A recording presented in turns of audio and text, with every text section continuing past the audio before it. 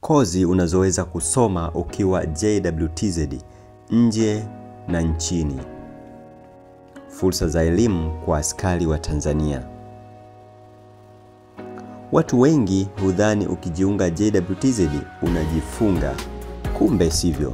Jeshi la Ulinzi la Wananchi wa Tanzania linakupa nafasi ya kipekee kusoma na kujiendeleza kielimu.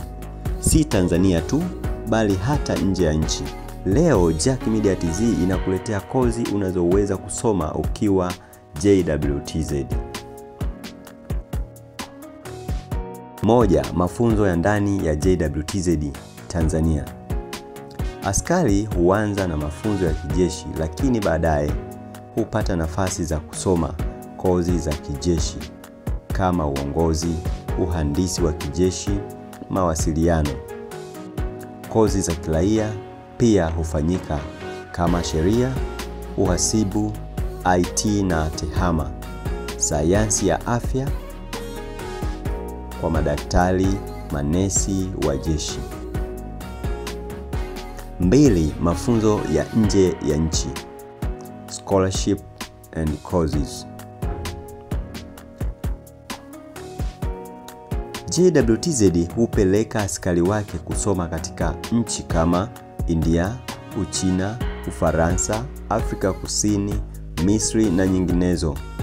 Huko husoma uhandisi wa anga, sayansi ya kijeshi, teknolojia ya silaha, diplomasia ya kijeshi. 3. Kozi fupi za kiutendaji. JWTZ hupatia askari wake kozi fupi kulingana na taaluma zao: udereva wa magari ya kivita, mawasiliano ya kisasa, radios, droni, vifaa vya GPS, huduma ya kwanza ya kijeshi, kozi za UN, peacekeeping. 4.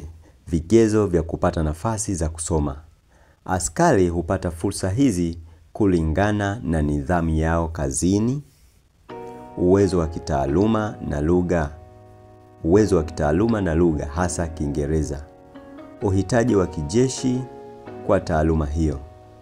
Yaani unajituma unapata. Mwisho, ukiwa JWTZ kuna mwisho wa kujifunza. Huu sio tu mwito wa kulinda nchi, bali pia nafasi ya kuinua maisha yako kielimu. Jiunge na jeshi. Soma, jenga taaluma na uishi kwa heshima. Subscribe kwa video nyingine zaidi kuhusu fursa za JWTZ.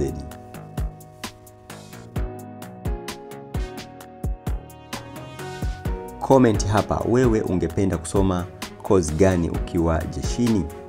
Share video hii kwa marafiki zako waliomaliza shule au vyuo.